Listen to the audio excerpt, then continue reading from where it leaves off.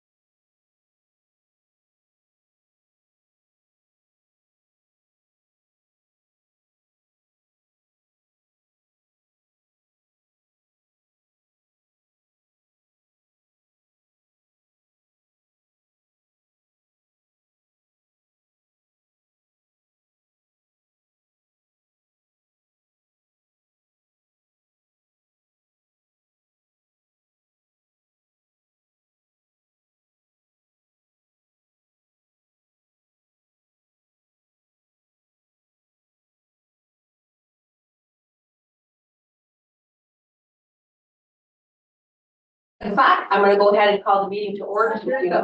I'd like to stand. James here. No, it's not. We'd all like to stand for the Pledge of Allegiance and then remain standing for Passion Pray. Thank you. I pledge allegiance to the flag of the United States of America and to the republic for which it stands, one nation, under God, indivisible, with liberty and justice for all. Thank you for inviting me to pray tonight. I know that in many parts of the world, prayer is not the most popular thing, but I think it's the most important thing, and I would hope most of you would agree with me. I follow what you do as a council in the paper, and I know lately you've been dealing with some very difficult issues and sometimes contentious issues. And so I encourage you each to pray and ask for God's wisdom as you continue to work in your efforts as a council. Let us pray. Heavenly Father, we thank you for loving us and caring for us. Thank you so much for the blessings that we enjoy living here in the Blissfield community. We enjoy here so many things that much of the world is not able to enjoy. We praise you. As this council continues to debate and decide the various issues before them, grant, Heavenly Father, your wisdom, your courage, your direction. In the name of Jesus, I pray. Amen. Thank you very much.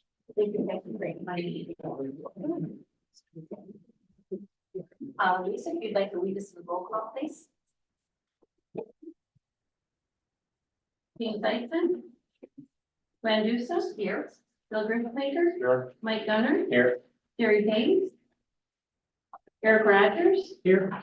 Timothy Waters. Present. Thank you. Going on to our agenda, to our minutes. We have a recommended motion to approve the minutes of March 25th, 24 as presented. Move to approve the minutes of March 25, 2024 as presented. I'll support that. Beautiful. Bill made the motion and seconded by Eric to support the motion to approve the minutes of March 25th, 2024 as presented. Any questions or comments? Seeing none. Lisa, please. Tim, Yes. Mike, Yes. Eric, Yes. Bill, Yes. Gwen, Yes. That motion has passed. Item 2 on our agenda, the presentations and communications. Danielle, I'm going to kind of turn things over to you for the announcement for the presentation, please.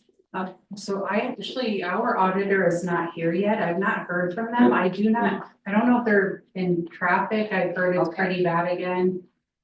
So do we want to skip that and then, it's just walking in right now. Hi, we're to the audit presentation.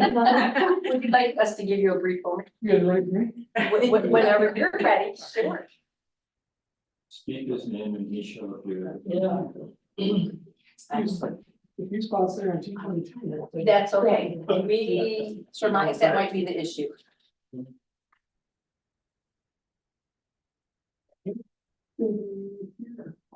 Yes. please. We think he might be stuck in traffic too. Okay.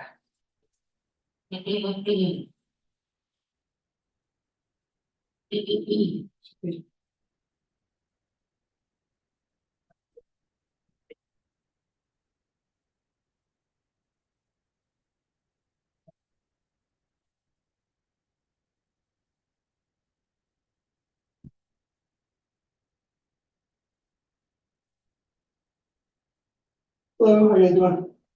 I think My name is Dave Porter. I'm a senior manager with Mayor Starrison for the audit firm that did your audit for the fiscal year 2023. And before you go any further, did you say Dave or Dan? Dane, D-A-N. D-A-N-E. Thank you very much, Dan, or Dane, excuse me.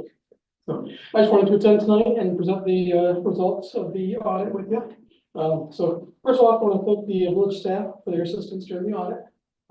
For a first year audit, everything went pretty smooth, so we appreciate that.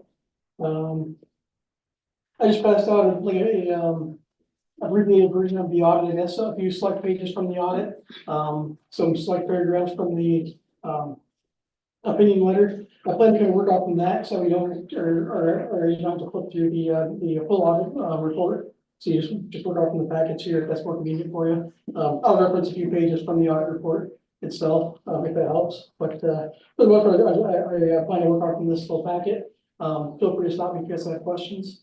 And I just wanted to kind of highlight some of the key financial highlights, I guess. Focusing mainly on the general fund, being the general operating fund of the village. So that's my plan, but again, if you guys have any questions, feel free to stop me and I'll try to address them, or I can follow up with the answers when I get the answers.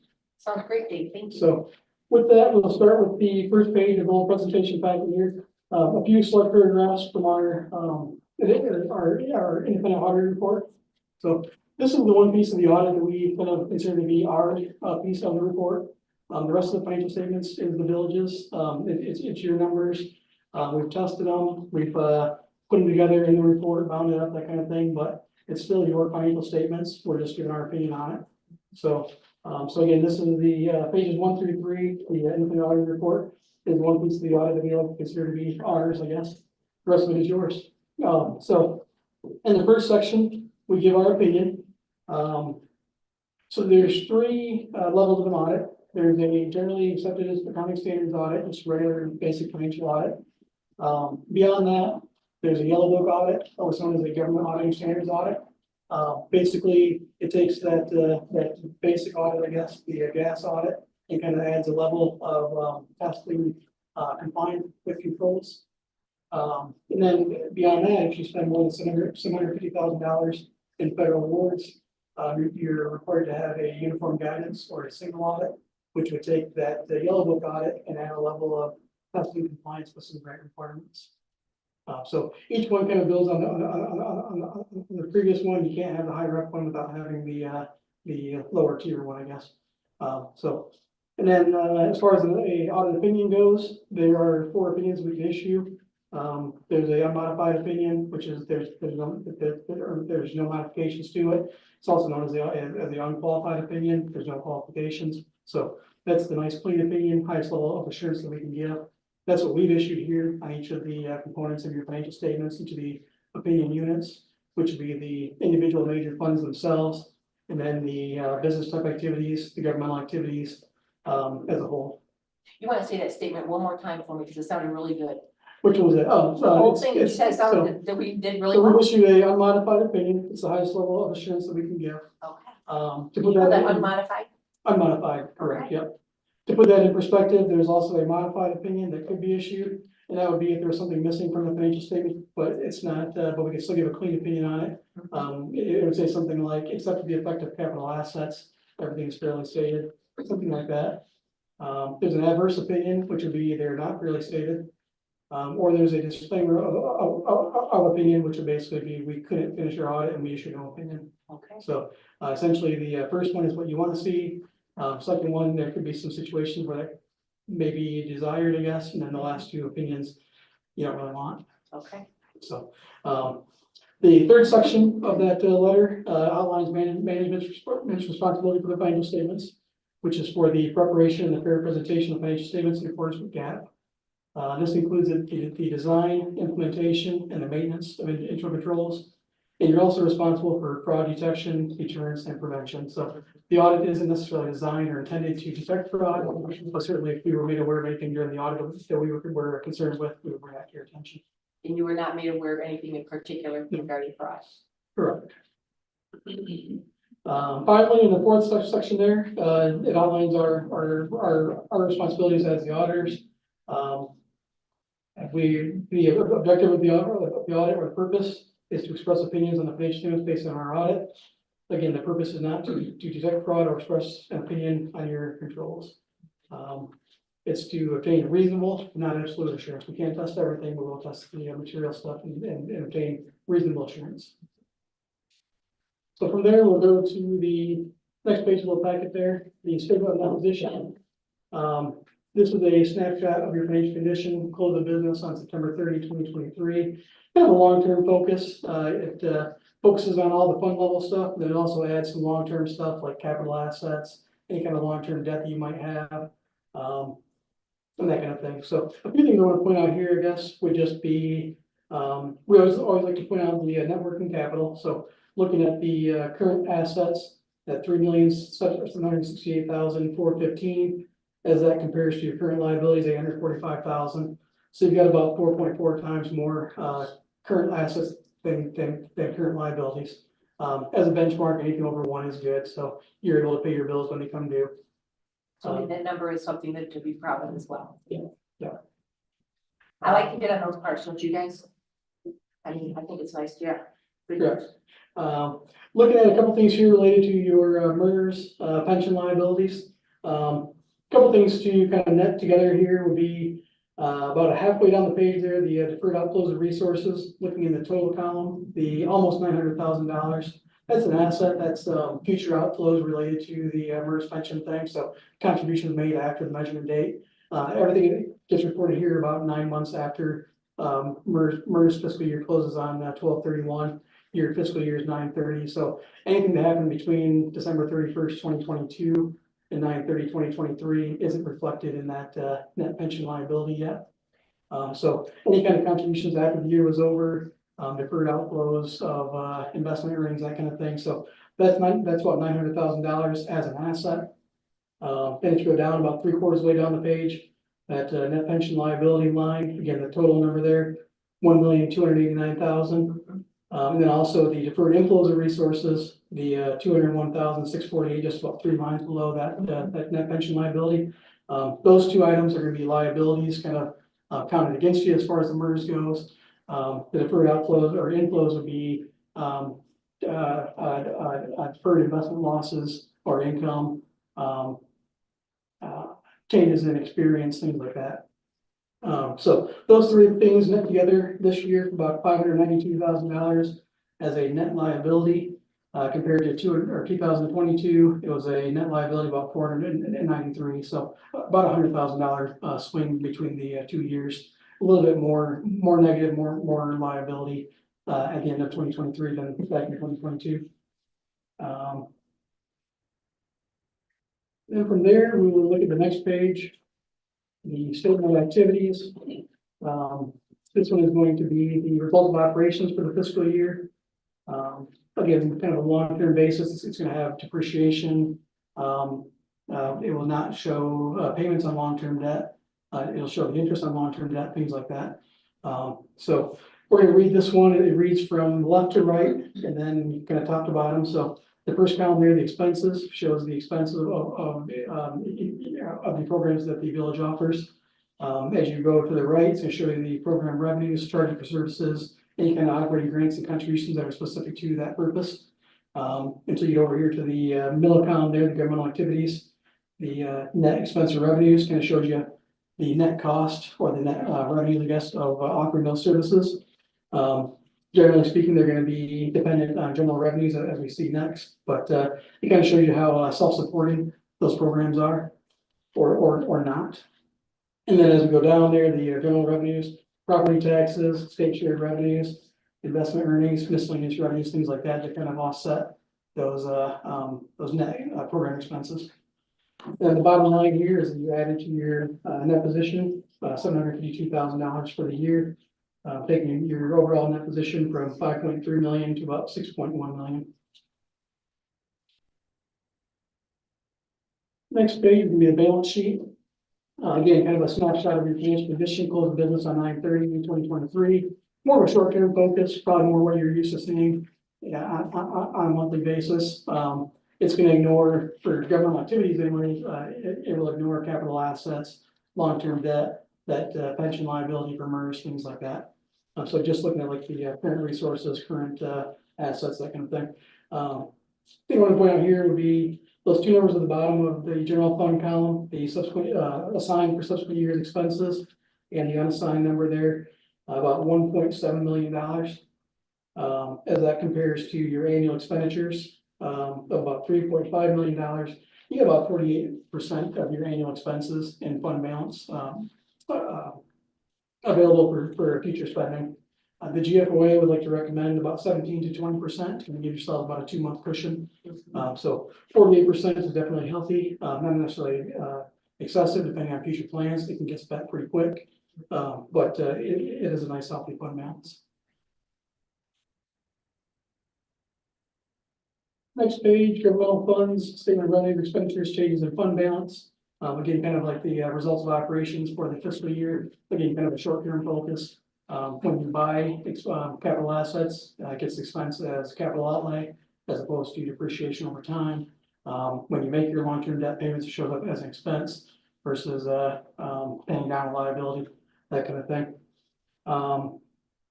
Couple things to point out here, I guess, would just be the consistency between the 2022 and 2023.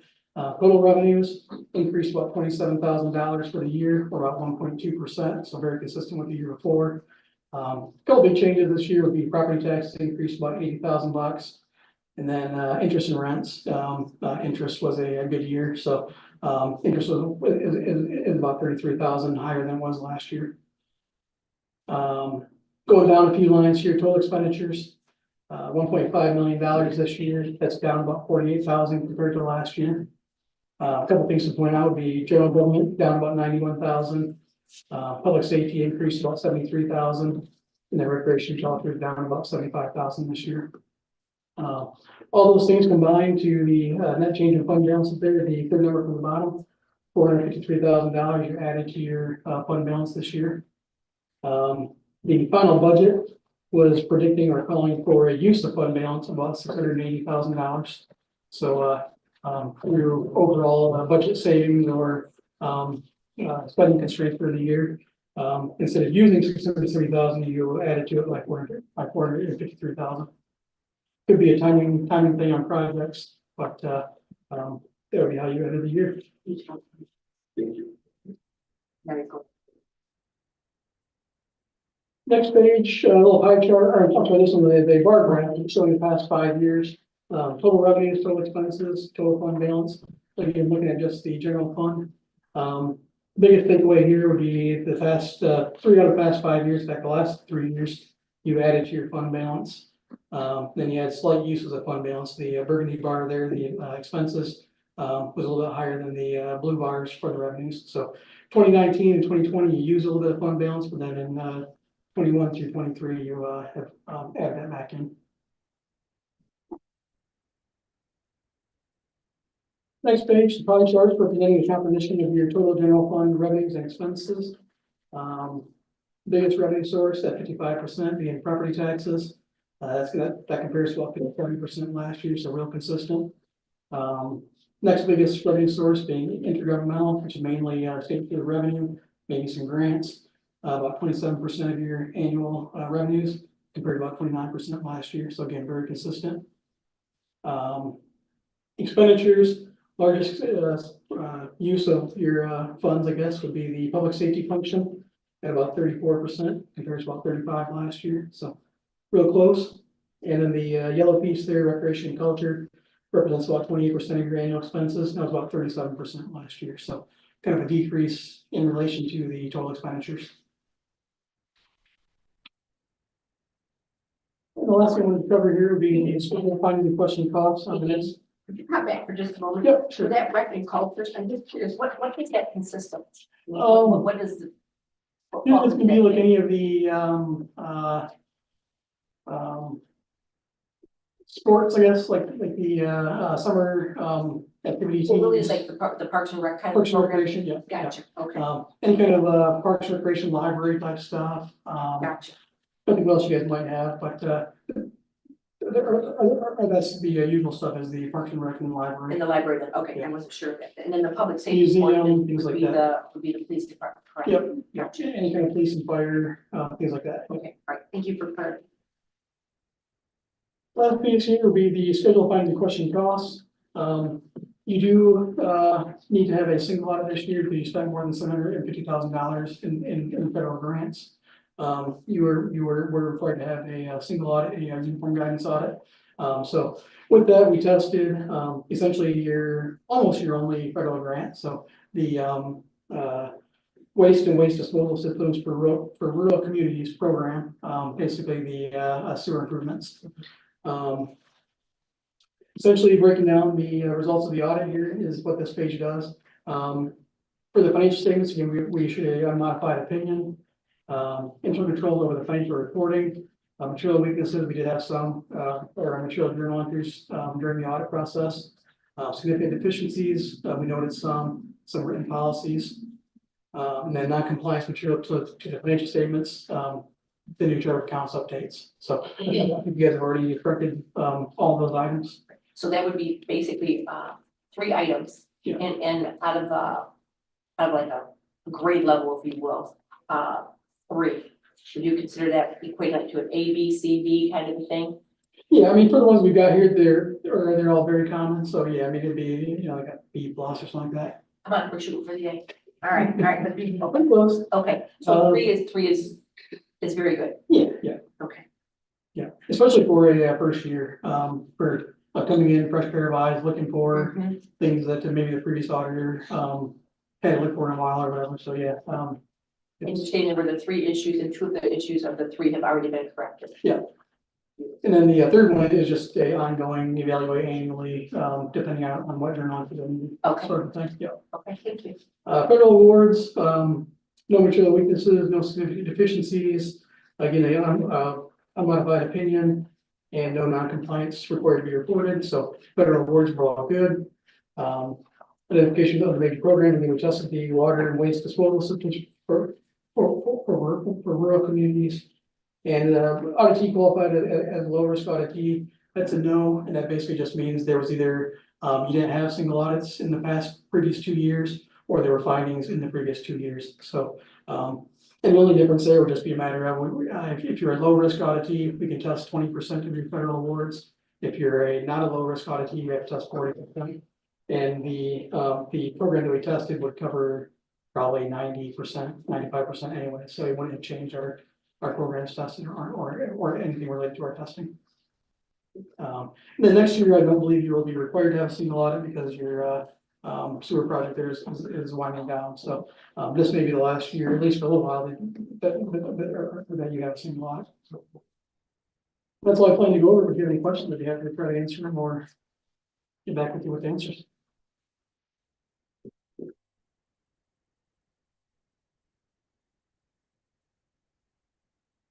Got a couple, I guess, just quickly, I did have some things written down, and obviously this first year you've done it, so it's a learning process to kind of read through yours versus our previous auditor's statements. I guess my first question, obviously, people, taxpayers keep a close eye on what we're spending and how we're spending. General fund, it appeared to be approximately 434,000 above what we originally budgeted, is that correct? Yeah. Correct. So, Well, I guess my question on that is, and not trying to insult or anything, but it's management trying, and I know that there's things that we weren't able to purchase or projects that we weren't able to do, or we set them off or pass them down the line, but are we playing too conservative? I certainly don't want to spend just to spend. But obviously, people are wondering where their tax money is going. We're not a bank. We need to collect what we need and provide the services that we need. So it appears just to me that our general fund balance exploded quite a bit over the past years. Is it because of projects that we haven't done? Are we being too conservative in planning for projects and implementing them? Was it a little bit of both? So we had a lot of projects that carried forward that did not get completed. And then in addition to that, our employees across the board within our funds spent about 20% less than what was budgeted because we so closely monitored our budget. So that also contributed to that increase. Right, and you know, we did have a couple positions filled, things like that, so that's obvious numbers that are gonna increase that. But again, people have a very keen eye on where are we spending and what are we spending on? And, you know, same with the water and the sewer positions. You know, obviously you guys sit down and work with Brandon and you say, we need to set this aside for the future improvements, the future infrastructure improvements. This is what we're charging people. Are we falling in place? Regarding those numbers, you know, are we high? It looks like, you know, net position, 600,000 on sewer, 355 on water. Is that where we're supposed to be, or do we need to take a look at our rates? Do you want me to answer? Yeah, Okay, yeah. I don't want to step on your Yeah. toes. So general fund this year in the current budget that we're in, we are projected to have a 2.5 month reserve at the end of the year because of the amount of capital projects that we have to do. As far as the water and sewer funds, the sewer fund, we are looking at about a 6-month reserve. Water fund, we're looking at just over a 3-month reserve. Typically, in my experience, and you correct me if this is wrong or you feel differently, water and sewer funds will hold a higher balance because those infrastructure projects are significantly more costly. So we have, for example, a 6-month reserve that's just over $600,000. One project could wipe out all of that. So that's why you tend to hold a little bit higher there. And then we have some major projects coming down the pipeline, as you guys already know, the meter project. We've been trying to save up for the additional repairs at the wastewater treatment plant. You guys have been really good about funding upgrades to the water plant, but we do have a lot of infrastructure projects that we need some money there. So we have been trying to make sure that we do have some funds there so that if we go for a loan or a grant, we have the matching available. Wouldn't it also be part of the thing, Mike, as well as, sometimes we don't know until all the taxes are paid with the increase in the property taxes as well as the investment earnings. We don't always know, you know, how much those earnings will accrue as well as the property tax numbers. So that would obviously add to the asset portion of it, but we don't always know how that would turn out. Would that be We do accurate? try to project what those will be, but yes, We're higher because than our projections. we are collecting all of our revenue, which is property tax at the end or near the end of our fiscal year. So we are projecting out, and I do know that they were up a little bit last year, but I would say a majority of that general fund balance is because we have projects that were not completed in that fiscal year and were carried forward into the current budget. And regarding the sewer, the wastewater treatment plant upgrade did not include needed upgrades to labs and something else. So we were setting aside money Yes. for future development. So I Exactly. think that's why it's reaching that 6-month mark. Yes. Because it was on par with Yes, it's on our. the water treatment plant. So that's why wastewater treatment has surged ahead. So, and I apologize to everyone for being late. I was on the baseball field, lost track of time. Again, I just prefer to make it crystal clear to the public, Yeah. again, where we're at, why we're at, and what the plan is. That we're actually setting this funding aside to help soften the blow on these projects as we implement them. And then, you know, that we're 48% on whatever general fund wise as a whole, but each one is sort of different, and where the general fund may be high, we may be, again, obviously short in the motor vehicle fund. So again, those broken down, I think, make it a little bit clearer for us to understand where we need to shift for the next budgets. So maybe for next year, something to break down where we're at fund wise, percentage wise for those individual funds. I think would just help us out. And then I guess my last question, a quick one on the two debts, the Franklin Street, and I think it might be the municipal offices building. Were those paid off this year then? Franklin Street is, village office is 2031. Let me double check that. Actually, I can pull it up really quickly. This 45 has two debts, it looks like. Sorry.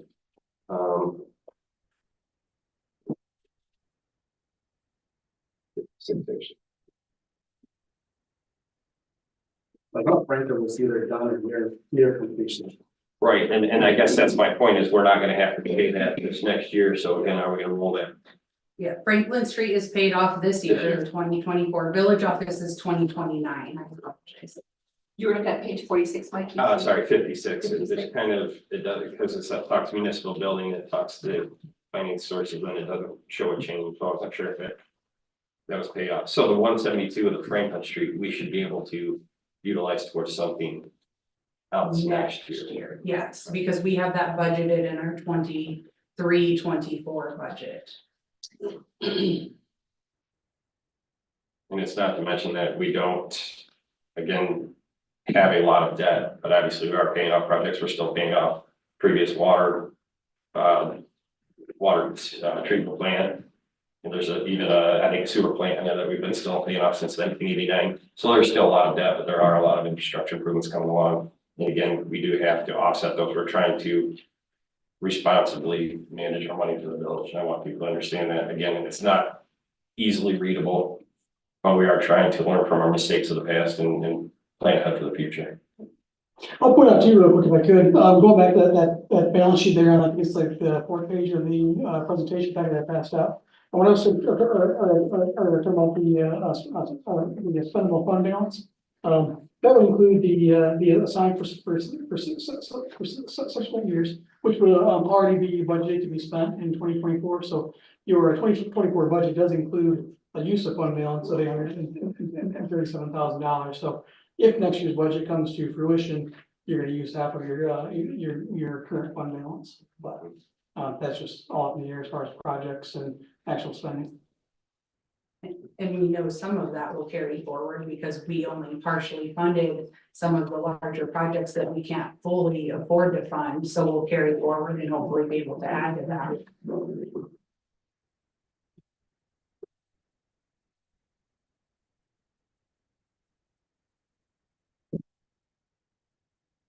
Anything else, Mike? Eric? No, Mike asked and answered one of the questions, couple of questions that I had. So. Tim? Oh. Dave took care of everything I had, thank you. How'd you like working with the staff, Dave? It's good. So it was smooth for a first year. Good. Did you do most of your communications online or over Zoom? Did you come in the office and work? I believe we did most of it remotely, but then we came down to the site. I think we made 2 trips. One while I was on vacation, my staff came down. Then once I got back, we came down for another 2 or 3 days and worked on site. Great. All right. Any other recommendations for us?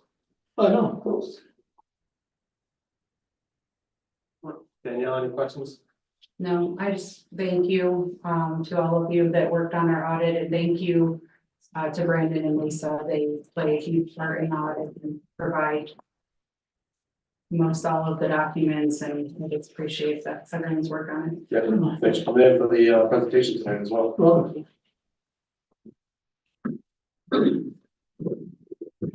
Thank you, Lisa.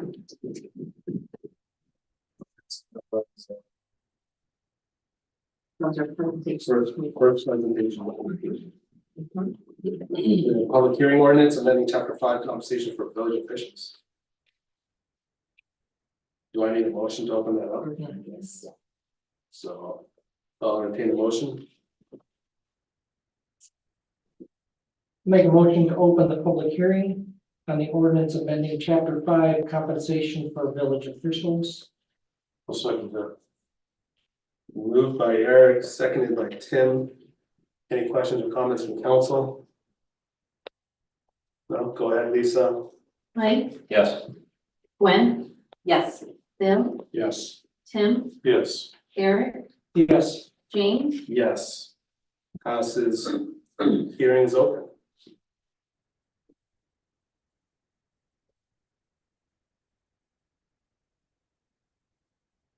Any questions or comments about the proposed amendment? All right, seeing none, I'll take a motion to close the public hearing. I move to close the public hearing regarding the ordinance amending chapter 5 compensation for village officials. Second.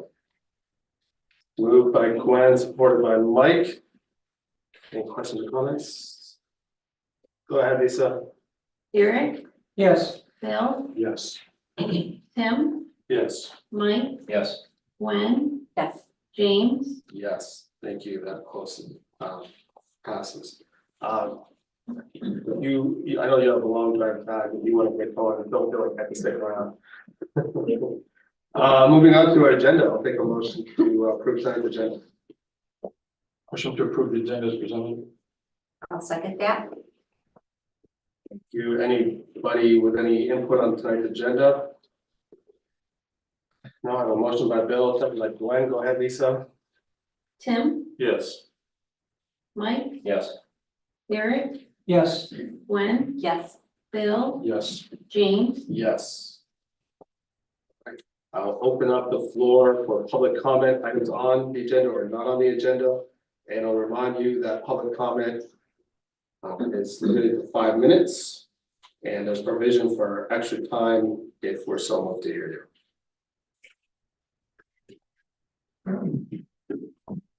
No public comment tonight? All right. Moving on to unfinished business then. Council, does anybody have any unfinished business for tonight? No?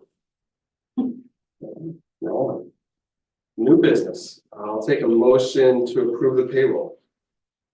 I'll move to approve the payroll register for April 2024 in the amount of $192,670.88. Support. Thank you. Moved by Gwen, supported by Bill. Go ahead, Lisa. Mike, Yes. Eric, Yes. Tim, Yes. Bill, Yes. Gwen, Yes. James, Yes, thank you. Moving on, I'll take a motion to approve the accounts payable for the month. Move to approve accounts payable for the period of March 13, 2024 to April 9, 2024. In the amount of $354,566.79. I'll second that. I have a motion by Bill, second by Tim. Any questions or comments on the bills for the month? We got two, page 1, the A and B, the first one, A and B railroad for the water main work. Is that because it was in the right of way or? Yes, that's the right of way permit with the railroad, the 1500. Yes, We had a full permit from them to do that? Or they did? no, we have to pull the permit for our contractor to do the work within their right of way. And page 11 and JB5. Our jerseys were almost $4,800 for soccer. Yes, we did actual jerseys this year instead of t-shirts. And then we did have to pay an additional expedited shipping cost because of the fast turnaround on that. And that's usually funded by the sign up. Yes, that is funded through the registration fees for soccer. Is that fully offset by revenue? Yes. I don't have the final revenue number, but we're at about $6,300. The reason for the quick turnaround? For the jerseys to get them in time before the first game. They were not ordered sooner, they were ordered later versus soon. Yes. The Parks and Rec. I'm writing it down right now. Were those a sublimated jersey, do you know, Daniel? Yes, they are sublimated. So I don't know if you guys seen or know anybody that had the flag football last fall. We did the same jerseys, same actually company that did those. So we're doing something similar. We want to try to do that with all the programs where they're getting equal jerseys. They're a little bit different because of the program, but where one program's not just getting a $10 t-shirt and another nice jersey. And then the kids can continue to wear them. They are Blissfield colors, so that they'll last them a little bit longer. All right. Any other questions on the bills? No, go ahead, Lisa. Gwen, Yes. Eric, Yes. Mike, Yes. Tim, Yes. Bill, Yes. James, Yes. Motion passes. Action item number 3, ordinance amending chapter 5 compensation for village officials. It's pretty straightforward, so I'll entertain a motion. If anyone so moved. Move council to approve the ordinance amending chapter 5 compensation for village officials to have the building inspector paid in accordance with independent contractor agreement effective upon publication. Support. Motion by Tim, support by Bill. Any questions or comments? Yep, sorry. Okay, so he goes for $41.50 and a $10 base fee. So we're gonna charge residents the $45 for each independent inspection. What's gonna happen, because now he's getting paid pretty much twice, right? If he does, like if he goes through the entire building process, he would get $10, 45 and 45 for occupancy.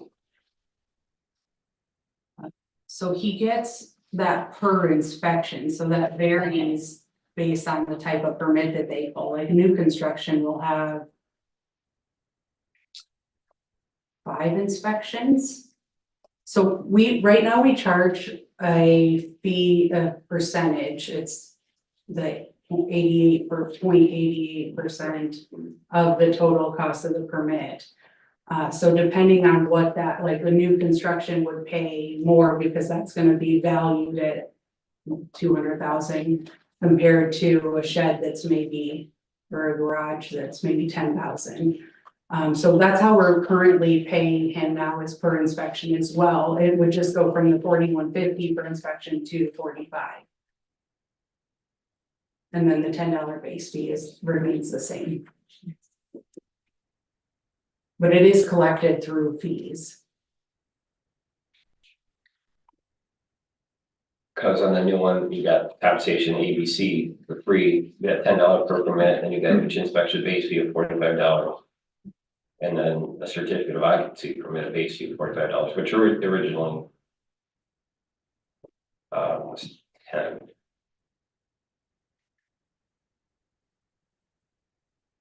My understanding from Todd is we've been paying the $41.50 for an occupancy because it's an inspection in order to issue that.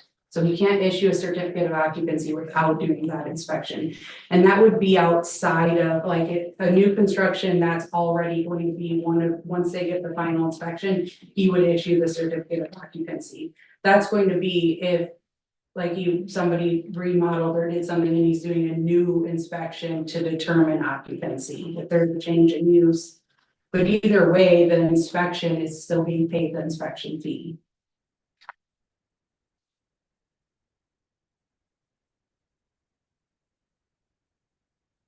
And then right now, the only thing we're changing is the ordinance, and then the next part is the agreement on the agenda as well. And each permit holder has to come in each time and pay that before he comes out. They pay that at the beginning with their percentage, and then that, when they pay for their permit, that includes their inspections. So they pay us before, when they pull the permit, and then we pay him as he does the inspections. Okay, I just wanna make sure that we weren't collecting 10 and we were paying him $41.50. No, we are collecting, so we have a minimum. I mean, cause that's what it does. I was wondering what you're driving at, but now it makes perfect sense. You didn't want to come up 31.50 short or 35. No, we And then I are, also don't want, again, we've got a perception, whether it's reality or not, that people, we're nickeling and diming everybody. I want to make sure that we're not offsetting, we're not doubling permitted costs. No, we are. Might change this ordinance. We just want to make sure our costs are covered.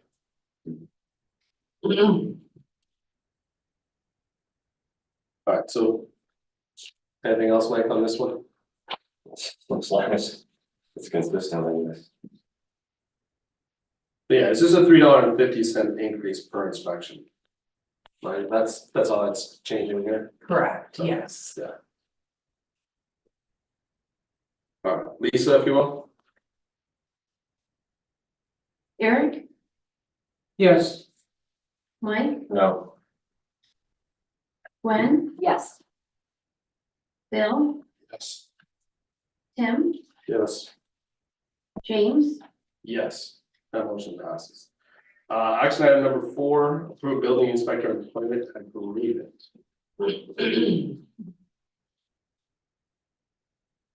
So this whole agreement is completely new. We have not had an agreement in the past that's been outlined within the ordinance that we just repealed referring to this. I actually have this on my list of things to work on, for a little bit now. And this, with the request from Todd for the increase, it presented an opportunity for us to do this. I would like to do this with the other contractors as well, but I wanted to wait to do that and, do his first, because what I would like to do is model their contracts off of this one. This agreement has been shared with Todd, who is good with it. It's been shared with the attorneys who have reviewed it. Again, we try to keep everything the same that it is currently, with the exception of that increase from 4150 to 45. But if you guys have questions, let me know. Any questions or comments? Danielle, when you and I had spoke earlier, I had asked you about the 4150 and you had stated it's been there since you've been employed here, and look back, that 4150 has been there for, it seems to be for a little bit of time. Yeah, I'm not sure exactly when he had the last increase or the last time he did have one. But I do know that it's, like you said, it's been there since before I started. I did go through, I don't have any concerns with the increase. I think that our fees are more than capable of covering that without the fee adjustment. If you guys recall, last year we had a fund balance in that account, which we don't even really need to maintain, of about just over $38,000. And that is because right now our fees are covering our expenses for inspections and things like that. So I have no concerns with this. Thank you. well, we don't utilize that fund pretty much for anything else other than cover the cost of the fees, right? So why would we need such a high value of that fund? We About 38,000. don't. So that fund is a special revenue fund, so we can't just use it on anything, it has to be building related. So it does go towards our building inspectors, and then Maddie, part of Maddie's wages or the administrative assistant comes out of that as well. And we are looking at that percentage because she is doing, that fluctuates year to year, so I think we need to take a look and kind of adjust that accordingly and not just leave it a set cost, but that's why I'm saying our current fees are capable of paying for this increase. We don't need a fund balance in that one. Maybe a small one for if we need to replace a new laptop or something minor, but we don't typically have major expenditures within that fund. But it has to be used for building fees or permits related to building. Yeah, we had discussion on that during budget. Yes. Is anybody so moved to make a motion?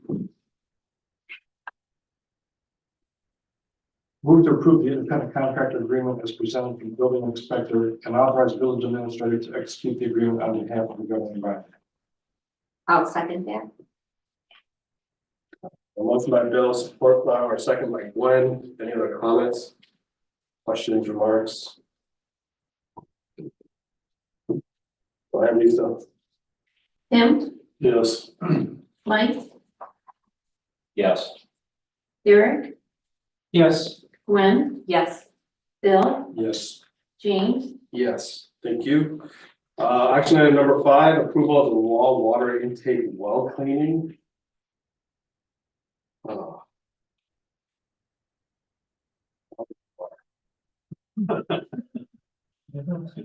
Be like that, huh? Yeah. Want to give us a rundown, Nora? Sure. 2021, our sanitary survey was due with Eagle. Came out and our raw chamber, for those that have come on the tour, our water comes in from the river hydraulically into a chamber where it just sits until we have a pump that pumps it into the treatment process. This chamber in our 24 years of that building has never been cleaned. So you can only imagine what kind of just organic buildup we have in the bottom of that chamber. So I had it inspected with who usually inspects our clear well, so our drinking water well that's underground there. And they were able to inspect it, however, their equipment was not able to lift and clean the chamber like it would the clean drinking water chamber. A few reasons on why that wasn't able, the material is heavier. You got a lot of organic silt sand sitting in the bottom of that chamber. Also is that chamber, like I said, filled hydraulically, so I can't control how full it gets or how empty it is because it fills according to the river level. So their problem they ran into was they could not lift the water hydraulically up and out of the chamber and out of the building. So we weren't able to clean it. So I've been looking since then to find a company that had, basically they use like a glorified pool vacuum to clean the clean well, with a little camera so we can see what they're doing. That wasn't gonna do the job. So I found a company that has, they build their own cleaning robots and they do like more industrial, like they do Blue Scope, they do like the bigger companies where they have to move heavier material. So I found him, they came out, visited the plant, made sure they were able to do what I was asking of them. At the same time, we were trying to figure out how we will discard the material. I was hoping, since it's just river water, nothing, there's no chemicals that touch it, that we could put it just right back there where I'd pull it anyways. Eagle said no. So, our next process was, can we send it down our sanitary sewer to the wastewater plant and they treat it? There was a few concerns there with that sand's gonna just fall out in the lift stations and in the collection. Once it gets to the wastewater plant, what's gonna happen there, you know? So what's gonna happen if we approve this is we would get a dewatering box. You'd see that sit on the side of the water plant, basically looks like a dumpster, but it has some wire fence mesh type stuff that we put, settling bags in, that the water would get pumped into this. We would take all of that heavy material, the sand and everything that we don't want in our collection line, take that out there, and then we could pump the water that that box collects to our sewer then, and that would go to our waste plant. However, that heavy material would be then discarded in dumpster basically. So this company is able to do that for us. They are the closest in the United States to help us with this. So it would just be, and this is something, like I said, hasn't been done in 24 years. So Danielle and I spoke and we'd like to add it to like a 10-year kind of maintenance schedule. So that hopefully we don't have as much buildup and stuff in the future, so. Is your name pronounced Siphon? Siphon, yeah. Siphon then, okay. So Eagle won't let you Put the river water, technically clean the river water and dump it back into the river from which you're what cleaner than what. no, the permits, so basically because it's considered a floodplain all the way around the water plant, we couldn't dump anything into a floodplain, even though it's river water into the river. Okay. So, that was one option. There was other crazy options that were more money and permitting and, but that was the cheapest route that we could figure out to get rid of what's sitting in that chamber, so. You're looking at about 350 square feet, 6 inches of whatever Yeah. we drop out of the river. And is there any chance of them finding the examples listed below in the pictures? I mean, you don't think it's gonna be. If there's gonna be anything there, it might be some concrete, you know, that's come off the wall or anything like that. We've had the pumps pulled out of there multiple times to rebuild. All the parts have always been attached. We haven't had any missing parts or anything. So we do find some clam friends every once in a while. So we might have some shell stones, nothing like pieces and parts like that. Because of our intake, it's not gonna physically be able to get in there.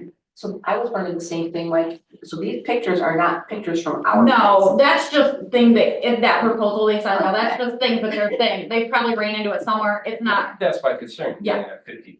$200 for an extra day. Yeah. So what is the potential of us drawing out a crappy source? Yeah. No pun intended. We're not gonna have, so our Are we intake, gonna be, Yeah. you know, having the same struggles of not knowing what's in it? our intake that goes out into the river is a torpedo shape that goes out the side of the riverbank. And it's pretty much like a big spaghetti strainer, so nothing large like that coming in. And that's from that, little brick hut. That's the old one. That's your- The that's- other one is kind of behind the dock of the water plant, just underground. It's just a screen. that Yeah. Protects it. Oh. Yeah. That's my fear. I just don't want them there 4 or 5 days and we're coming up with that grant. Yeah. Yeah, they were expensive. Any other, always riveting, Nora. Always riveting. Any other questions for Nora or about the project itself? It looks like we have enough to cover this. It's gonna be within our budget goals. I think one of the things that you talked with Danielle about, as you stated here, Nora, is the waiting on that leak detection project till we get the new meters. So that was something that allows for that. Yeah, that gives us a, this project wasn't really budgeted for this year. I was doing the homework and trying to figure out, and I was thinking about doing it next year, but now that we've put that project on the back burner, I have the money to move this one ahead and try to get this done, so. Does that affect, does it make the facility more efficient once we clean that thing out? Does it cost less for chemicals? Is there less coming into the plant? I mean, is that gonna save us anything? Probably not, just a headache of Eagle who says we have to get it done. Our turbidity coming in fluctuates with the river, but right now, we have like a turbidity of 20. He said if it was real bad, he would expect way more. He doesn't think it's gonna be real bad. Our 3 pumps sit in the center of that chamber, so basically, as they pump, that center's kind of clean and it's built up in the corners kinda. So that's what he's expecting to see. We do have some pictures from that inspection that I was able to get done.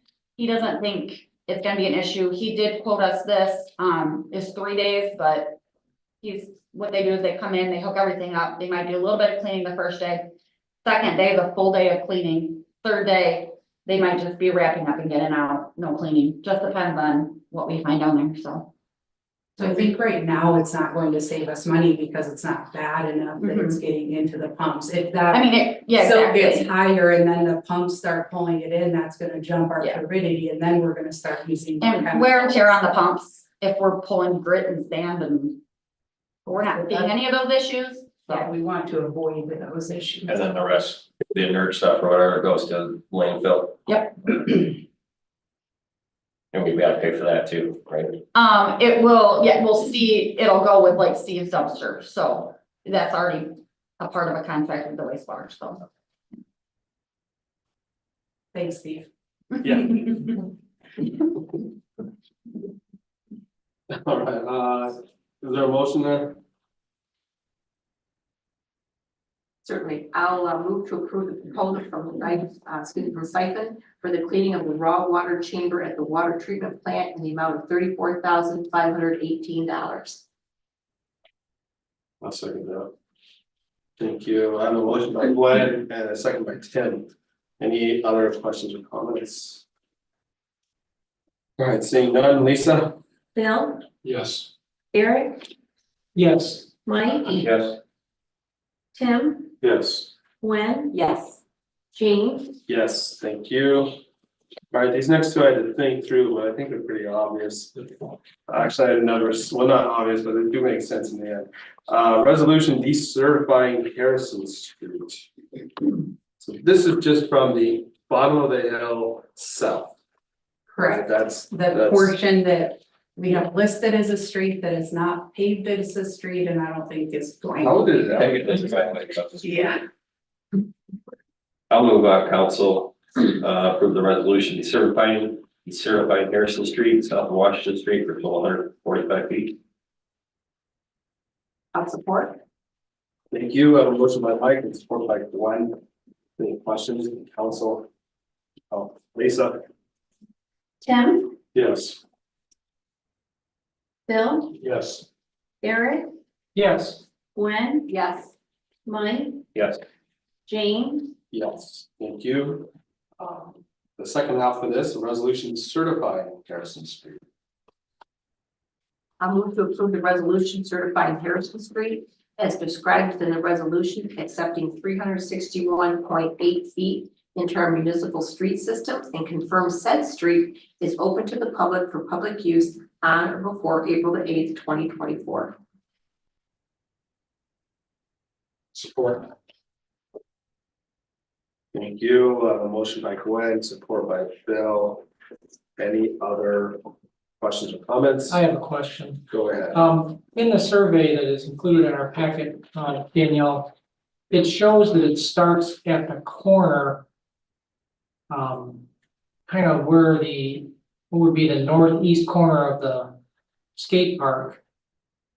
But it doesn't show that it goes from the bottom of Washington Street to that corner. Is there a reason why that section wasn't included? That portion is already certified. So Okay, it went to that corner and then stopped. So we're taking it all the way to 223. all right, that makes sense. So it's already certified as Harrison Street then? Yes. Okay. I wondered that because it does say platted as, I just wanted to confirm and make sure. Yes.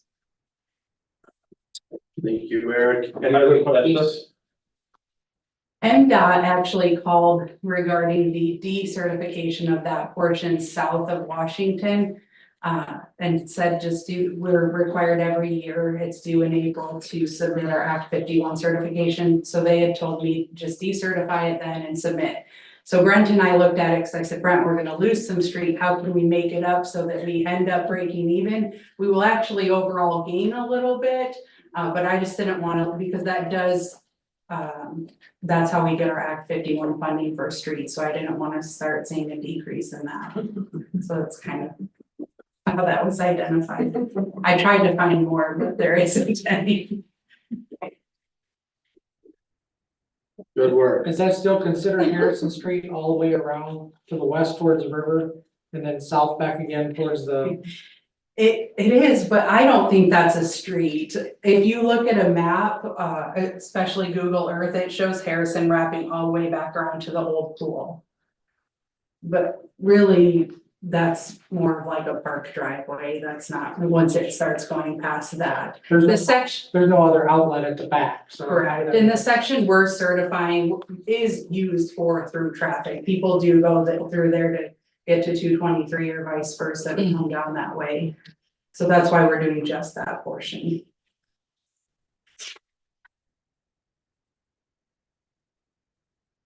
Any other questions or comments? No? Ready, Lisa? Ready, Go for it. Eric, Yes, Mike, Yes. Tim, Yes. Bill, Yes. Gwen, Yes. James, Yes, thank you. I throw some out there, Mr. Grant, no, if you're looking at the motion, but Church Street and south or west Brook Circle, something like that. Church Street was abandoned when we did the Franklin Street project. Just want to check on that one and see if we're not capturing that as a street. And then the condo was at South Forest. That was originally a private drive, private That street, and we is have included that now. It's certified. Yes, I did look at that. I will check. We assume ownership of that. And is it all of church, you said, or? All at church. All of- All at church, yeah. I'll look at that. All right. Thank you. Number 8, approved service line identification waiver. Okay, so I was planning to present this by myself, but then Aaron called and said he was coming, so I'm gonna let him talk to you guys about all the statistical probability of this. But I'll give you guys a general overview. So I think all of you are well aware of the lead and copper rule. That's been out by Eagle. It's something we've been working on. In October 16th of this year, we are required to have identified and notified individuals who have lead or galvanized steel service lines. Again, we've been working on this. We have a little bit over 600 remaining that are unknown or potentially are lead. And we would like to complete our identification and then continue forward with the replacement. The replacement after this year, we have another 16 years to complete. There's been a final rule, or the final rule that had some changes along the way has been issued, and Eagle has said that we're able to do a statistical probability, and how we got to that, I'm gonna let Aaron really take the lead because he helped on that. And it ties into our maps, but we're able to go, instead of doing every single one, we can do a proportion of those and identify areas. And if we find lead, we would notify that area. If not, then we can say, okay, this is not an area with lead. We would like to award to Ronald Hurst to do $150 for locating the 2 locations for every service. We're looking at, it would be not to exceed 20,000. We have about 83 services that we need to identify to meet the minimum probability. We're budgeting a little bit over that because if we don't find lead, we're gonna have to do a couple extra. So we wanted to give us some wiggle room. The 20,000 would allow us budget wise to locate about 136 service lines. And the reason we're recommending this, we initially were going to put it out to bid. Dundee just recently bidded out this project out. They're also doing some replacements and additional things. And their locating came in about 365 was the lowest bid for that. So we're wanting to work with this local person who's done some work for us already and get this project completed without spending money just to then turn around and have to replace it or spend more money down the road, so that we can meet our requirement by the October 16th date of this year and then start budgeting and doing some replacements moving forward. And I do want to just clarify, we have been doing replacements already the last 4 years. Last year alone, we did 11 replacements. So we have made some progress towards that, but I will kind of hand it over to Aaron if you want to talk to him about the probability portion and technicality of all that. Sure. Hey, everybody, Aaron Hacker, Manxman. Yeah, just to build on that, so we took a map of the township or the village with the parcels. And based on some of the records that Brent had already done with the village inspection services, we didn't want to not count those towards what we were supposed to be doing, since it was kind of done prior to, getting our arms around everything. It was January 1st of 2025, but because the EPA pulled their date up, the state followed suit. So that's why there's like you lose about 3 months there. But based on that, I was able to create a map. And once we created the map, you don't really want to have just, they want you to be random, but they also want it to be vague enough to where you can provide reason to what you're doing. So our reason pretty much was we came up with some areas that made sense, for instance, one street, each side of the street, that would be one group. And then you would randomize the sample in the group. That way, when you get a sample here and a sample there, you can say, I'm confident with this group. One thing to keep in mind is that the intent is not to have to verify every service. The intent is to try to get a better understanding of the records, because I think what happened in Flint was they found there wasn't very good records. And so they're kind of trying to get everyone on board with verifying there's not a lot of lead, or verifying where the lead is, so then you can notify and then get that on the list to get it out within 10 years. So this gets us towards that. I would say 150 for the 2 verifications at the stop is great. I think the village is gonna do the inside of the house inspection. So that price is, I was surprised. I don't know what else. I guess I think there might be some restoration that Brent does along with it, but it's a very good fair price for 150. We're seeing anywhere from there was a $350 bid. But the winning bid, I think, was 500 a location, the low bid, because there was other things in the bid. There was variation between 350 and 700 per location that they saw at the Dundee bid specifically. So, but yeah, so the goal would be to do those verifications and then kind of finish up the list that we need to send in, and then from there, kind of, they don't really have I don't want to say strong arm, but they don't really have like a mechanism to verify that the services are being replaced, but that's the goal, is to asset management plan would then make sure each service is being replaced in the next 20 years, but It's really 16 now. 16 now, Year it's that been will be 4, so. remaining. It was initially 20, but we're 4 Yeah. years into it. So, So as we look at our map, one of the examples, there's different color codings, and the color coding itself does not state this color is more prominent than the other or more urgent than the other. It's just a matter of the grouping of those Yes. addresses, those homes. That's all that is. right, yeah, it's basically about the same level of groups. Yes. Yeah. And is it because my assumption is, again, the homes are about that same age? Is that the rationale for the groupings? Yes, that was the goal. And then obviously part of that would be if you do find some homes that you didn't think were that old but now are, then you have access to additional tests in case you start finding lead, you might want to continue to go. So the goal is to get a statistically significant amount of verifications that the village is comfortable going through and saying, this street is all lead, or this street is no lead. So about how many homes are per color, if you would? 30 homes roughly, 40 homes? That, the groups themselves, Yes. that's not how it was grouped. That, okay. It was more geographically located, right? And so I think there was only one area that had enough already verified to where we wouldn't need to do one. Yeah, because we found, I think there's 44 or 45 already done of the, so you need to do 20% of the total unknowns. They're called they use language that Jenny from Eagle actually said they regretted using some of the language they used because then they switched it. So she's point blank said the goal is not to verify every service, it's to make sure that the village is comfortable with the verification of the line. So then you are now required to say your house has lead according to our records, or we believe there's lead. So there's some verification, there's some notification that goes on after that. So they don't want the village to have an undue expense of 100% verification, because that'd be very expensive, so. What is the date for the homes to be built after that there's a confident that it is not lead?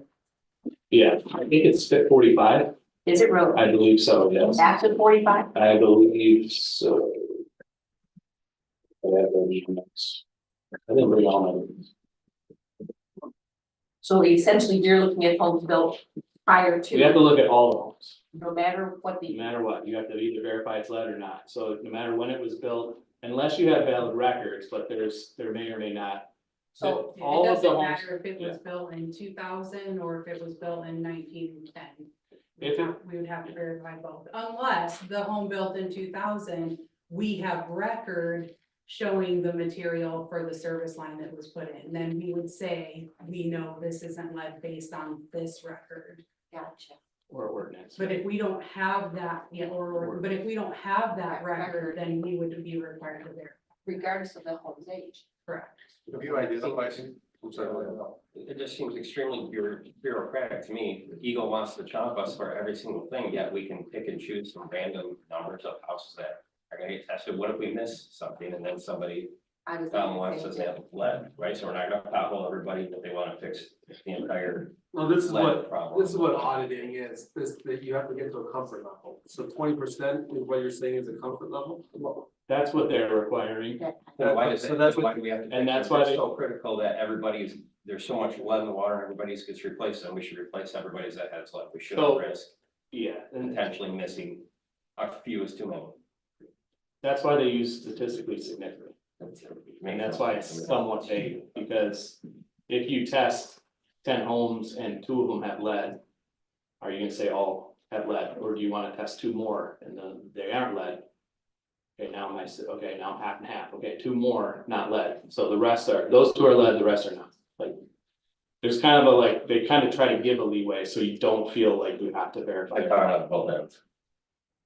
I- It doesn't make any sense. Either we check them or we don't. I would, yeah, I think once we do the 83, 84, we have a very good idea of what's in the village and we should feel, I mean, there might be maybe 10, 15 more, but I wouldn't expect much more than that unless you start getting lead at a lot, but I don't think we're planning, I don't remember how many Brent said he found, but Yeah, I don't think we will hit. I mean, we do have some left, I believe. But that's the other thing. Our lead levels are well below the requirement. I have zero concern about lead in our system at all. and that's the other thing too, is it's notification, not replacement. So as soon as there's a lead, you're not, the village isn't required to replace it, you're required to notify and then get it on the list for replacement. But then it's still up to the village to pay for that. And so why don't we just check them all when we're replacing all the meters in the village? We go in and we say, oh, you got galvanized coming, you know, copper coming, you got PVC coming or whatever. Then we verify every single one, because every single one's gonna get replaced. There's minimum 3 locations for verification. So Eagle Inside is one of them. There's 4 total verification location or spots. But the other 2 are 2 feet on either side of the curb stop. But this doesn't guarantee that everybody's, well, lead line potentially gets replaced. That, right, I mean, What is? yeah, if we're taking a random, It would eventually, yes, because, unless we popple every single, well, as we find them, like if it wasn't one that was in part of the statistics and we said is lead, then we would find that. But I mean, I guess if we're saying it's not lead, there might be a couple, but it would be very minimal. Yeah, if you started testing these 83, 84 and the first 15 out of 20 are lead, you might start feeling like, okay, we need to probably test more. You know, but until you're comfortable to say these are all lead, like that's the goal, is your comfortability of this is lead, this is lead, this is lead, this is lead, this is lead. There's all these are, and then there's one house that was refurbished or something, and that one's not.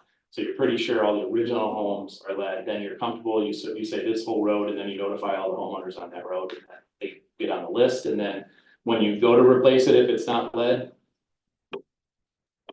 you fill the hole in, and yeah, so it is, Eagle's been, I guess, cooperative with me specifically when I call, you know, she answers all my questions, they're very, you know, forthright. She said, don't feel like you have to do all of them, you know, it's statistically significant, make sure it's just about verification of what's in the system. And so I know other municipalities have like 200 lines a year they have to replace, or, you know, 50, and there's a lot, you know, big SRF funds that are going towards it too, so. do we know what our maximum number we think we have are?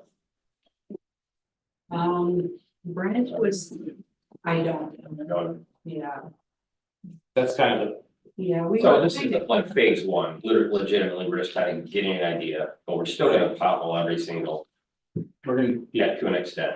you don't have to go back through, once you do this 85, as long as you're comfortable saying these streets are this, then we're. That's equal. But you can't put cleaner water back into the river. But we don't have a number of recorded homes now, correct? Records that we have. We have 1,558 services. Of all of those based on either visual inspection records, we've narrowed that down to 623, I think. Which would go into the lead date, like homes that we know. So we have made significant progress. So everything above that 623 to the 1558, we know is not lead. Or either has been replaced, or like I said, it's various methods that we've identified those. These 623, we don't know. We're not saying all of those are lead, we just don't know what they are. Yeah, yeah. Is that why there's some parcels missing on the map? Yes, those have been taken off the list, Those because have been we have good verified. records, yeah, we have good Okay. records, yeah. So the ones that are colored in, we haven't verified yet. Correct, Is that correct? correct. Only ones non-verified are shown. Gotcha. I didn't even, I think if you're, at least the new one, Yes. yeah, I don't even think I put the previously verified on there. I just put the ones that were selected, I didn't wanna make any confusion. Sorry. And I can provide that updated map with the ones that have been done too, so you guys can see that. I would like to see that. Yeah, I can do that. Yes, Yeah, I would appreciate that as well. I'll get it to Daniel and. thank you. So regardless, we would have to inspect it, so they are gonna get inspected. So just keep that in mind, that this money spent does actually provide Yes. an inspection. Now, Yes, yes. after that, we can make the decision whether or not we feel comfortable Mhm. or not.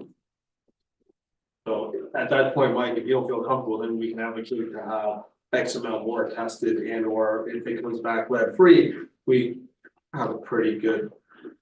Or you feel comfortable it's lead free, then Yeah, I'll provide like kind of a summary report for Danielle, and then you guys can look at it if you think we need to get some more. I'll go over my opinion and what I think was statistically significant or not. Very hard to say, and then, yeah, we can go back and I think it's actually. You guys are lucky, trust me, well, not trust me, but yeah, I was surprised when I heard that verification. I think it's a great, especially if they're local, I think it's good, so.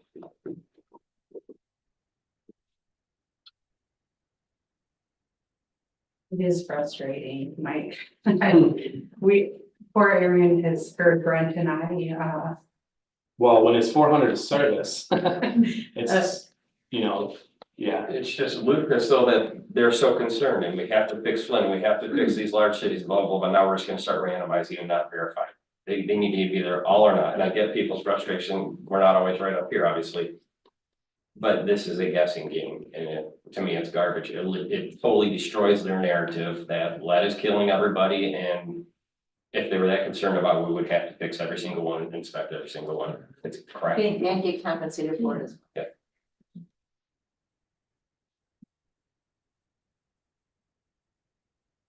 You're just a bear of the news, buddy. Yeah, and again, I apologize, I'm not trying to. no, it's fine, no, I understand, I completely understand, it is a burden, and So do we need a battery truck? we do, we have been looking, we have not been able to find one. We're coming up on the deadline, that's why we're asking you guys to do this and to move forward, so we can at least meet our deadline. And then start budgeting, like I said, for the replacement and get those scheduled out into the future. But yes, a back truck to do hydro excavation would be a significant help for us moving forward. And we're going to continue looking for something. And this has nothing to do with that fight or whatever we were with Clinton regarding. This is not the overall replacement being funded by the village, correct? This is just one phase of getting us closer to what the Eagle is expecting out of us. It's all tied together. I don't think Clinton's fighting anymore. I'll give Kevin a call. The last communication I got, they did an agreement with Eagle granting an extension. And that was, in fact, I shared that letter with you, but it's been a long time. That was shortly after I started. I'll reshare that with you guys. Because in the letter, they identified that it wasn't worth the cost between the attorneys but I will send that to you again. So the identification is that's the October 16, 2024 deadline, and then the replacement is the 16 years out. Well, it's a double-edged sword. I certainly don't want to play the guessing game and the what ifs and the randomizing. I would much rather confirm it if it's so critical. But I certainly don't want to pay for it, and I get that. And, I don't think residents are gonna be happy. Again, this is. It's not right. It is what it is. Bless you. I would say though, if we put this out to bid, I'm confident you wouldn't get anything under 350.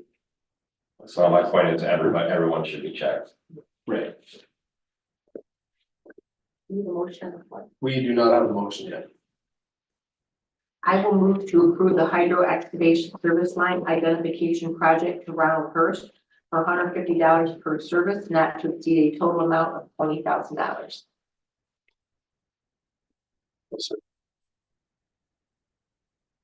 Motion by Gwen, second by Tim. If we want, we can discuss increasing the total amount not to exceed if we want to have a larger sample size. I'm saying it's 83, you said? Yeah, And yeah, it's 83, yeah. But 83 should give us some actionable level. So the 83 add 45 to that, and that's what you've already done of the 600 some odd, so you're already, yeah, 6.3, yeah, so. So about 20%. Yeah, that would get you right. Which I believe all of them were no lead, kind of, so the 45. So if we did $150 per service for the remaining services, you're looking at $93,450. And that's what she's trying to cover for every single other residence. Yes, and I do have to share, I don't know that if this contractor has the capacity to do By that then, right, by that time frame. Correct, because we talked to him about doing, like I said, about around 100, 130, maybe a little bit around there. And we were good with that, but that is a significant amount of identification. Well, obviously the price is right now for these, but I think everybody else should be checked at some point.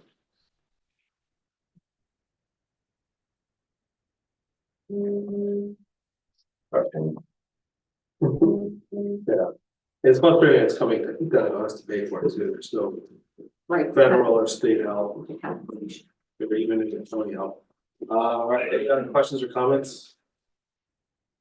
No, Lisa? Bill, Yes. Eric, Yes. Mike, Yes. Tim, Yes. Gwen, Yes. James, Yes, thank you for your time. If they're willing to do more down the line, could we potentially talk to them about that? Yeah, when we talk to him about this, we can have that conversation and see if that's something. This gets us started, Yes, this will at least help us meet our deadline and Yes. get us going. and then we can go make that more of a decision. Blissfield was listed as a priority on the TMF grant. Did you see that? I did not. Oh, I'm sorry, I thought you. They were listed, I don't, if you haven't heard from them, I'm guessing you're down the line, but if Yeah. that grant continues, you can reapply it to do more work with that too, so.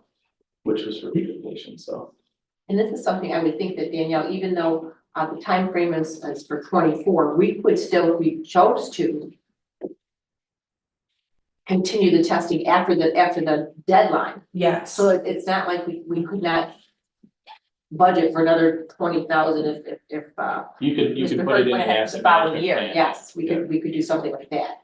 So that we could get to that 100% of our population of the residents. I mean, that's an option that we have, yes. Which I would concur with you, Mike, as well. That it's silly, and I would like to have 100% knowledge as well. Thank you. Thank you. Thanks. All right, moving on, surplus DPW lawnmower.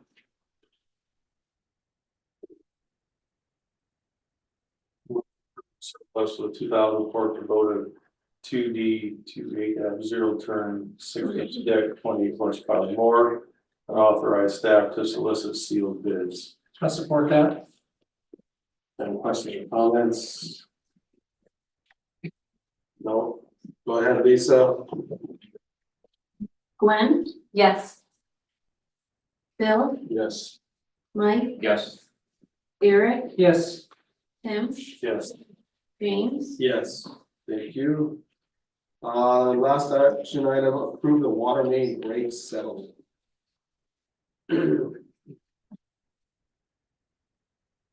We council approved settlement of 45,000 from RMJ's their insurance. Yes. And authorize the bill administrator to execute the release, somebody have to go. I support that. Moved by Mike's, seconded by Bill. Any questions or comments? Daniel, would you kind of provide an explanation of why we're not gonna go for the full 47,582? We did go for the full, we did submit the Yes, claim for the clarify. full Thank amount. you. The insurance company came back with the $45,000 settlement offer. I did inquire as to why it was dropped down from the 47, and part of that was the village billed for stone as well as Breville, which is water tap. And the insurance company said, well, you're double billing. I said, no, both companies use stone. And she said, we'd have to prove that. Well, the project's been done for how long now, other than us saying we used it? The other part is that we, in that bill, included our equipment rentals. So DPW's truck, any equipment that they used, which then is paid into our motor vehicle fund. And they said that that is not included because it's not property damage, it's billed to us, so they deducted that amount as well. And so I do agree with Mike's motion. I would recommend we award the settlement. I know it's a little bit less than what we billed, but the next step at this point would be to start involving the attorneys, which is going to cost money. And for $2,500, I don't think that this is worth the money and time that we would spend moving forward. We're getting a majority of that cost back to the village. In our $47,000 number that we had, did that include the resurfacing of that area that they had to dig up? Yes, Okay, because I know that hasn't been done yet. yes, it does, by Bailey's Excavating. And that's just due to weather here. Yeah, I figured that. Okay. They usually let those go as long as they can and catch them up in the springtime when the weather breaks. Any other questions, comments? No. Insurance is always shaving a few dollars off. Brooks. Go ahead. Adjuster, so you gotta have an adjuster. So, yeah. Brooks. Sounds like you're doing insurance.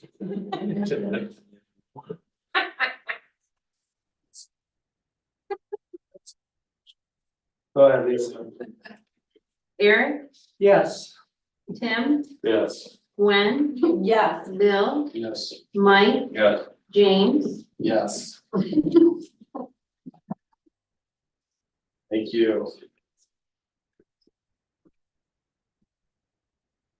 All right, I'm gonna need to walk through this next portion. I think we have to have our recommendation to go into our closed session. Yes, so our attorney will be present via Zoom, so we will actually take my computer into the conference room and connect to the TV. So we will need a motion to go into closed session. I have cited on the agenda the reason under Open Meetings Act that we're going into the closed session. We will have to, we're not really set up for closed session, and I apologize to the public that are here, but we are going to have to ask that everybody step out for closed session. We will, if you guys want to stay, we will let you back in as soon, before they make the motion to come out of closed session and close it. But just because it is a private confidential conversation. But the motion or the reason is on there, and I apologize that wasn't sent initially when I added it to the agenda, added as a closed unviewable item. But if you have questions, let me know. And it does need to be approved by 2/3 of the council. Okay. I'll move to go into closed session at 8:31 PM pursuant to MCL 15.268E to consult with its attorney regarding trial or settlement strategy in connection with specific pending litigation, but only if an open meeting would have a detrimental financial effect on the litigating or settlement position of the public body. I'll support that motion. Okay, I have a motion by Gwen, support by Greg. Any questions or comments? I don't have some comments, but I just want to make sure that we're crystal clear that we can do this by Zoom, that that's allowed, because originally, the state had allowed us to meet over Zoom or whatever to conduct business for COVID. Without having our lawyer present, that's qualification, that's Yeah. safe enough that he can contribute and partake in these discussions. Yes, so you guys cannot attend Zoom any longer, and you can, but you have no voting ability over Zoom. When we go into closed session, no motions are made within closed session, so the attorney is sharing information regarding the litigation. And I don't know that there'll even need to be a motion coming out. He will let you guys know that, but you would make any motion in the public, not on Zoom. So yes, it is allowed. And this is, again, the Open Meetings Act covers the discussion that he's going to be having with you. Okay, thank you for that clarification. Anything else, Mike? Okay, Laura? Go ahead, Lisa. Mike, Yes. Tim, Yes. Bill, Yes. Eric, Yes. Gwen, Yes. James, Yes, thank you. So we're in closed session. and I will be ending Zoom and picking it back up once we come out of closed session, just for everyone online.